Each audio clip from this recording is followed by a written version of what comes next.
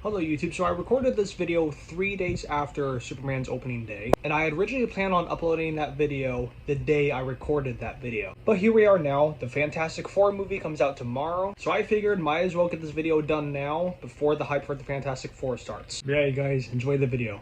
Hello, what's your Korean channel, and man do we gotta talk about Superman. I had originally planned on making this video when I went to go see it opening night, but for me it probably wouldn't have been a good idea because I probably would have been too excited to do a review on it. See, videos like my old review of The Suicide Squad, I did that video the day I saw the movie. That entire video was just a mess and all over the place, which is why I wanted to wait a little bit before I did this video, but it definitely shows how poorly aged that video did. So you know what I did instead? I saw the movie again for the second time yesterday. Big thanks to Regal Cinema for the stuff I currently have set up right now. Because look at this Superman tin here. It even comes with a lid. The tin is also a combo, so it came with this cup and these two toppers. This is definitely my favorite cup that I've gotten from Regal Cinema so far. Let me turn off the light so you can see what it does.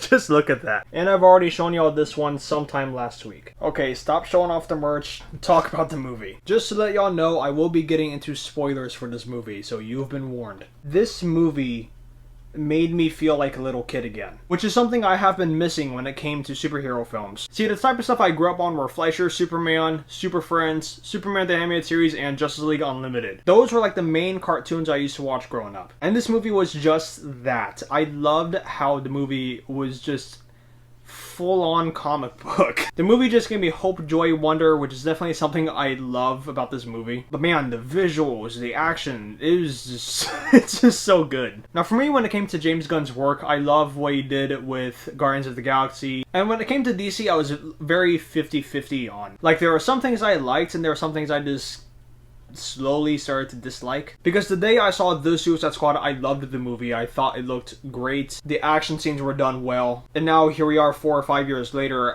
There are just a couple things in it that are just a little eh. Now, I don't want to make this a The Suicide Squad video. I'll save that for another time. There was just stuff in The Suicide Squad and the Peacemaker series I just did not like that much. Because there are some things I did like. For me, I felt like if DC was going down this path, that part of DC would not be for me. So when they had announced that James Gunn was going to become the CEO of DC Studios and he was making a Superman film, I was not on board at first because the main thing I was thinking about was The Suicide Squad and Peacemaker. Now, I know James Gunn loves these characters because Guardians of the Galaxy is proof right there. There were just some things with his work that I was very 50-50 on, like with The Suicide Squad. So when they announced that he was directing the film, I was like, I don't know. Like, I don't know if I will be seeing this. And then the teaser dropped. It looked interesting. I liked what they were going with it so far, but I needed to see more. And the more and more trailers I'm seeing, the more action I'm seeing, the more of the dialogue I'm hearing, the more of the visuals I'm seeing, I slowly started getting excited. And then opening day comes around, I go see it, I walked out of that theater with a smile on my face. James Gunn did an amazing job with this movie, and if the rest of the movies in the new DCU are going to be exactly like Superman, then I am fully invested. David Corenswet does an amazing job as Superman. The only clips of movies I've seen him be a part of in were Twisters and Pearl. Those are really the only movies I know him from. But because I really haven't seen much of his work or know about David Corenswet, I just kept my expectations very low. The actress that played as Lois Lane, she felt like the perfect Lois Lane in the movie. I feel like the way they've written her character and the way the actress that played as Lois Hand, what the f— the actress that played as Lois Lane did a good job. Jimmy Olsen, there were a couple of moments that had me like, what? Especially with his connection with Eve Teschmacher, that one was very weird. Now, one of my friends have told me that supposedly Jimmy Olsen is kind of a dog in the comics, which is— my knowledge on Jimmy Olsen is very little. I only know of his existence. I don't know much of his character besides being the pal of Superman. That's it. Nicholas Hoult is a freaking threat as Lex Luthor. He did a really good job at that. I love Nicholas' work on recently Nosferatu. I loved his work on X-Men. Right now, those are the only movies that are coming off the top of my head. But yeah, when they had announced that he was playing as Lex Luthor, I'm like, he's a good actor, but I don't know if he'll be able to pull it off. Man, bro, seeing how he acts as Lex Luthor in this movie. Okay, this is going to be a very unpopular opinion here. I thought Jesse Eisenberg in Batman vs Superman was not that bad. I know, just go ahead and hate on me in the comments, I don't care. This is coming from a guy that liked Suicide Squad's Joker, so that should be all the information you need out of me. But yeah, I didn't think Jesse Eisenberg's Lex Luthor was that bad, and not only that, if I'm not mistaken, I think they established that he's not the Lex Luthor, because I think they said that he's playing as Lex Luthor's son. My knowledge of comic books are very limited, and it's mostly towards mainstream characters like Superman, Batman, Spider-Man, so many other characters. But when it comes to characters like Lex Luthor, Nightwing, so many other characters like Jimmy Olsen, I don't know much about them. But I'm slowly catching up, so give me some slack. But anyways, I liked what Jesse Eisenberg was doing with Lex in the DCEU, but seeing how Nicholas Hoult played as Lex, the Lex, not Lex's son, wow. If this version of Lex Luthor can be this much of a hater, I can only imagine how DCU's Reverse Flash would go. I loved Crypto. Crypto's scenes were funny. Mr. Terrific was definitely a scene stealer.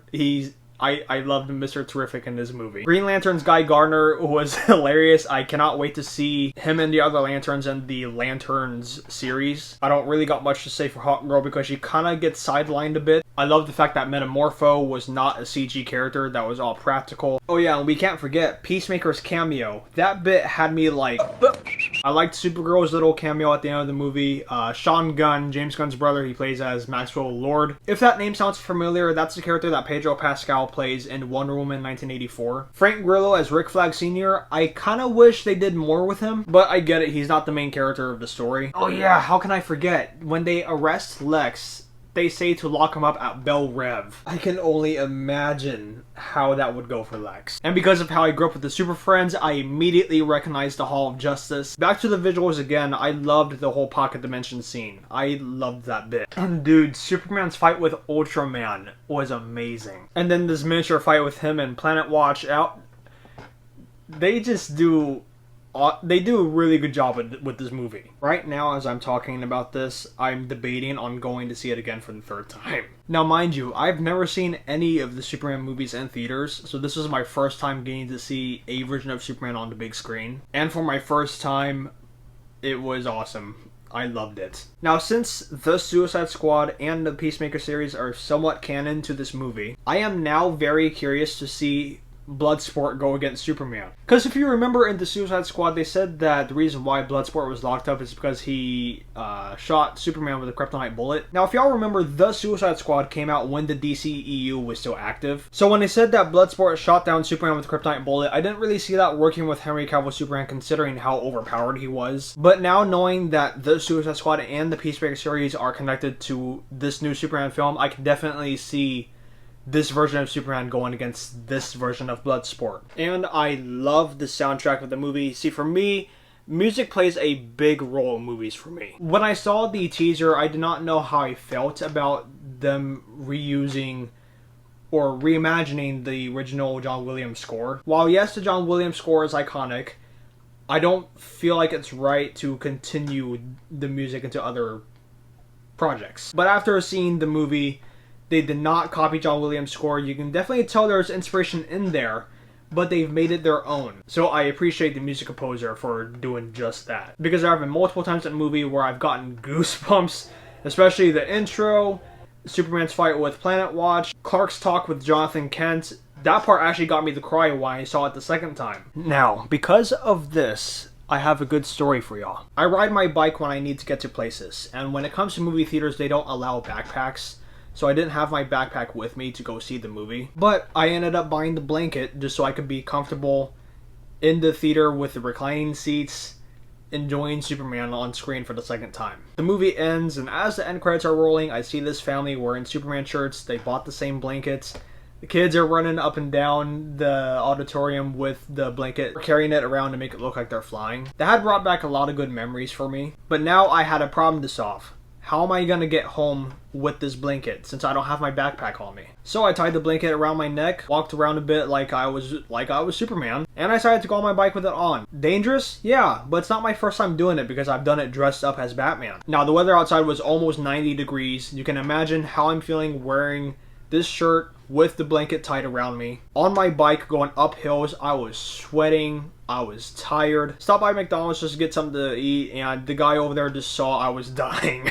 So then he offered me a free drink. As I was almost home, there was a guy honking his horn with his fist out the window, smiling. Then a couple minutes later, there was another guy honking his horn with his head out the window, shouting Superman. And then I came across a couple little kids that saw me and said, wow, it's Superman. I have not had that type of interaction ever since the day I was dressed up as the Joker, sticking my head out the window. That was definitely a feel-good moment for me. This movie has only been out for a couple days, and you can already see how much this movie has infected people. And I thank James Gunn and the cast for making this movie possible when I thought it was impossible. See, because of those cartoons, it made me really appreciate this movie. I appreciate James Gunn's work on what he did with the movie. It made me feel like a little kid again. But I also have to thank my parents for that. I am glad that they had introduced me to this world of Superman comics at a very young age, because I don't think I'd be able to enjoy this movie that much. I thank them for coming with me to go see the movie opening night, and I'm just happy to experience the movie for the first time in theaters. Now that it's done, Fantastic Four time.